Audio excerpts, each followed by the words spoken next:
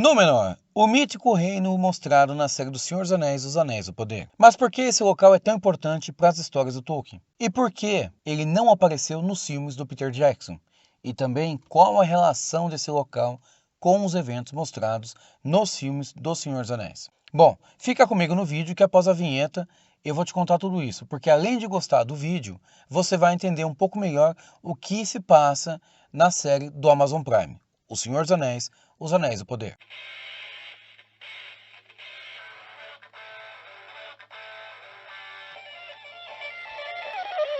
Muito bem, meus amigos, muito bem-vindo ao canal. Eu sou o seu amigo Nerd e nesse vídeo nós vamos falar um pouquinho mais sobre a ilha Reino de Númenor, que já apareceu aí na série do Senhor dos Anéis, Anéis do Poder, do Amazon Prime. A importância e a relação desse local com os eventos do Senhor dos Anéis, tanto os livros do Tolkien quanto o que vai mostrado nos filmes do Peter Jackson, é muito grande. E vocês vão entender tudo melhor agora. Antes disso, eu peço para você dar aquela caprichada, aquele like. Se você não é inscrito, se inscreva no canal. E, claro, faça seu comentário. Porque isso ajuda muito o nosso trabalho aqui para mostrar para o YouTube que você está gostando do conteúdo e para que a gente possa trazer mais conteúdo para vocês como esse. Belezinha? Conto com o teu apoio. Para se entender um pouco a história de Númenor, nós precisamos falar de dois Perendil, que são dois meio-elfos. Perendil é a definição para meio-elfo na língua dos homens. E esses dois são, no caso, o Elros e o Elrond. Sim, o mesmo Elrond que você vê no Senhor dos Anéis. Então, o Elros e o Elrond eram dois irmãos gêmeos. Eles eram filhos do Eärendil e da Elwin. Então, o Elros, ele era tio da Arwen Andomiel, do Eladan e do Elohir. E qual a relação deles com o Númenor? Bom, vamos lá. Com o fim da Primeira Guerra e a derrota definitiva do Morgoth, o primeiro Senhor do Escuro e também o chefe do Sauron, o Senhor do Sauron, os gêmeos Elros e Elrond, eles eram Perendil, como eu já falei para vocês, meio elfos, e somente eles eram os remanescentes dos chefes heróicos dos homens da Primeira Era. E por isso, os Valares deram a eles, tanto ao Elros e ao Elrond, uma dádiva, um presente. E qual que era essa dádiva? Eles poderiam escolher entre permanecer como humano ou se tornarem elfos, uma vez que eles não eram elfos completos. Eles eram apenas filhos de elfos com humanos. Então o que ocorreu foi o seguinte, o Elros, ele optou por se tornar um humano, e o Elrond optou por se tornar um elfo. E é com o Elros que nós chegamos na história de Númenor. O Elros tinha recebido essa dádiva dos Valares e ele também tinha optado por se tornar um mortal. Os Valares deram mais um presente para ele, que foi o seguinte: ele recebeu uma expectativa de vida extremamente alta. Tanto é que nenhum homem viveu tanto quanto o Elros na Terra-média sem ser um elfo. Ele viveu mais de 500 anos. Ele ascendeu ao trono com 90 anos e governou Númenor por 410 anos. Então nem preciso dizer para vocês que o Elros foi o fundador do reino de Númenor. E a importância do Elros era tão grande para os Valares, eles gostavam tanto do Elros, que eles levantaram Númenor do fundo do mar.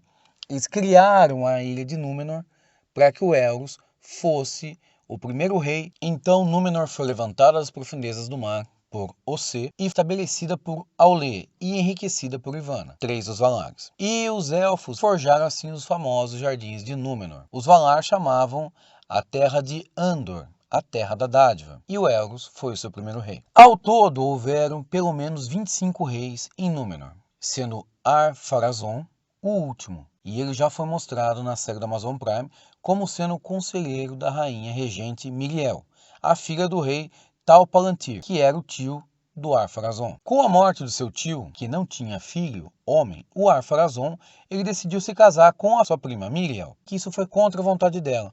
Então, o Ar-Pharazôn, ele usurpou o trono de Númenor e conseguiu com isso se tornar o 25º rei da ilha de Númenor. Ele foi chamado nessa época de Ar-Pharazôn, o Dourado. No ano de 3255 da Segunda Era, o Ar-Pharazôn navegou para a Terra-média com tamanha força, com tamanho exército, que o próprio Sauron acabou se rendendo ao poder de Númenor e foi levado cativo para o reino sob as ordens do Ar-Pharazôn. E nessa época o Sauron já havia enganado os elfos e criado os Anéis do Poder, inclusive um anel. Para poder fazer isso, ele se passou por Anatar, que, na língua dos elfos, significava o Senhor dos Presentes. Então, como um cativo no reino de Númenor, o Sauron acabou tomando conhecimento do rancor que os Númenóreanos tinham para com os elfos, por inveja da imortalidade deles, como já foi mostrado um pouco na série, e isso fez com que o Sauron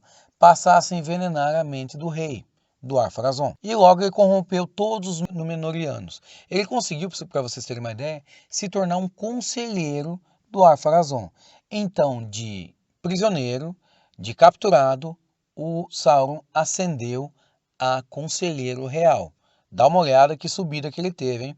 Isso sim que eu chamo de promoção. E o Sauron, como é muito bom de lábia, ele é muito envolvente, muito cativante, ele conseguiu convencer até o Ar-Pharazôn fazer um altar na ilha de Númenor de 150 metros de altura para o Morgoth, que é o primeiro Senhor do Escuro, que já tinha sido derrotado, como eu falei, que era o antigo Senhor do Sauron. E, para vocês terem uma ideia, aquela árvore branca que aparece na série do Amazon Prime, que é a Nimlot, a Bela, e cujo destino dizem estar ligado ali à linhagem dos reis de Númenor, ela foi cortada por ordem do Ar-Pharazôn e queimada como um sacrifício nesse altar ao Morgoth. Então dá para ver que o Ar-Pharazôn já estava ali completamente bitolado na ideia do Sauron.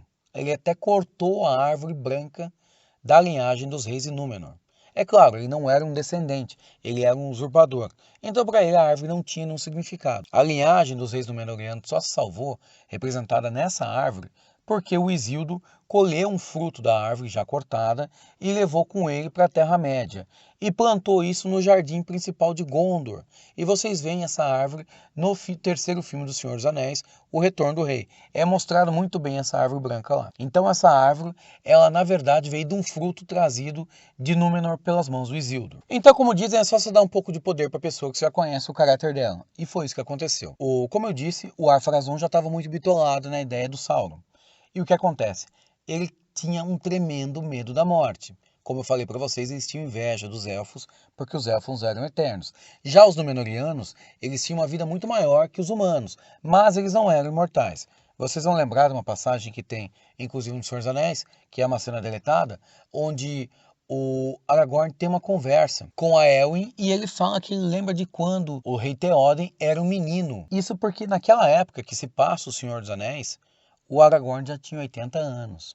Ele é um descendente do Isildur. O Isildur é um Númenóreano e ele tem uma vida mais comprida do que um humano normal. Mas então, retomando, o Sauron conseguiu convencer o Ar-Pharazôn, que estava morrendo de medo de morrer e de envelhecer, a se voltar contra os Valares. Em 3319 da Segunda Era, o Ar-Pharazôn desembarcou em Aman, a Ilha dos Valares, com a maior frota de navios que já tinha se visto, para atacar os Valares. E Manwë, o chefe dos Valares angelicais, convocou Ilúvatar. Ilúvatar, ele é o deus de todos, ele é o grande pai dos Valares. O Ilúvatar quebrou o mundo, ele prendeu o Ar-Pharazôn e toda a sua poderosa hoste, todo o seu poderoso exército dentro da terra. A terra engoliu eles vivos. Eles ficaram esquecidos dentro de uma caverna até a última batalha. Mas, na verdade, vamos dizer que eles estavam mortos, né? Então, Aman e Tol-Eressë foram removidos da esfera de Arda para sempre. E isso fez com que o mundo de plano se tornasse redondo. E aí o que aconteceu? Númenor foi afundada sobre uma grande onda. E aquela visão que vocês viram que a rainha Miriel tem na série do Senhor dos Anéis do Poder retrata exatamente isso. A ilha de Númenor foi tragada mar adentro. E até o próprio Sauron morreu nisso. Só que o Sauron, o que ele fez? Ele abandonou o corpo que ele tinha e voltou como espírito para a Terra-média. Porque afinal de contas ele é um Maiar, ele é uma espécie de anjo, vamos colocar assim, que está abaixo dos Valares. Assim como Gandalf e os outros magos da Terra-média. O que acontece é que o Elendil, que já foi mostrado na série inclusive, ele era líder dos fiéis durante o reinado do Ar-Pharazôn. Inclusive já foi falado dos fiéis também na série. E ele conseguiu avisar um grupo de Númenóreanos que pertenciam ali aos fiéis e eles fugiram de Númenor antes que a Terra fosse destruída. Então é assim que eles vão parar na Terra-média. Eles fogem da destruição de Númenor e com isso foram fundados os reinos irmãos de Arnor e de Gondor. Então vocês entendem a importância do Númenor para a história do Senhor dos Anéis? A cidade de Gondor ela foi fundada graças aos imigrantes fugidos da destruição da ilha de Númenor. É por isso que ela é tão importante. Tanto é que se vocês olharem na série e nos filmes, existe uma certa semelhança entre a cidade de Gondor e a ilha de Númenor, o reino de Númenor. Por quê? Porque eles quiseram fazer ali o reino de Gondor o mais parecido com o de Númenor. É como se fosse ali um pedaço de Númenor que sobreviveu na Terra-média. Inclusive, o Isildur plantou no jardim principal da cidade de Gondor o fruto da Ninlot, a Bela, como eu falei para vocês, a árvore branca. E aí deu continuidade à linhagem dos reis númenóreanos. Então eles não morreram graças ao esforço do Isildur. E o Aragorn, ele é exatamente o descendente do Isildur. Mais de 2.500 anos depois, o Aragorn ele vai se tornar o novo rei de Gondor, mantendo a linhagem dos reis viva graças aí ao que foi feito lá atrás, a fuga de Númenor. É interessante que nos livros de Tolkien, após a destruição de Númenor, ela é chamada de Atalante, que na língua dos elfos significa decaído, que é a linguagem quênia.